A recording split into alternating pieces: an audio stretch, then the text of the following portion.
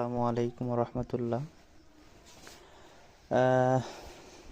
চোখে পড়ে গেল 20-25 বছর আগের বাবা যখন ব্যবসা করত, ধান চাল গম বিভিন্ন জিনিসের ব্যবসা করত।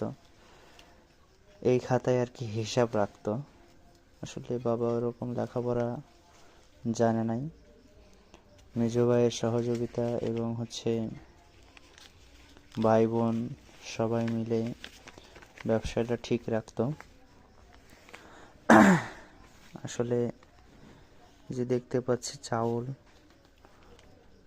ঠিক আছে, কত টাকা নিয়েছে কি তার নাম উল্লেখ করা আছে। আলতা নরসন্দা, ঠিক আছে, এটা আসলে কত টাকা নিয়েছে, কয় কেজি চাউল, সব কিছু হিসাব এইখানে আছে। আসলে অনেকই কাছে বাকি এখনো পাওয়া যাবে। ওনারা হয়তো সেই 25 বছর আগের কথা মনে নাই, বা অনেকেই ছলচাতুরি করেছে, দেয়নি। আব্বার সেই চাউলের হিসাবটা খাতা দেখে খুব মায়া লাগছে। আমি তখন ছোট ছিলাম, বুঝিনি। ছোটবেলায় যা চেয়েছি তাই পেয়েছি, কিন্তু ছোটবেলা অনেক সুখ করেছি, কিন্তু 2010 সাল 11 সাল থেকে শুরু করে আমার লাইফে কষ্ট।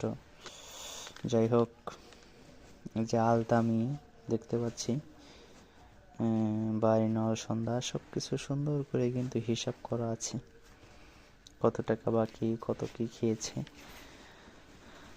আসলে যারা আজ বাকি খাইতো বা টাকা পয়সা দেয় নাই, তারা আজকে অনেক অট্টালিকার পাহাড় গড়েছে।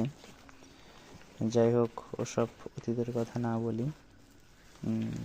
আসলে বাবার সেই হিসাব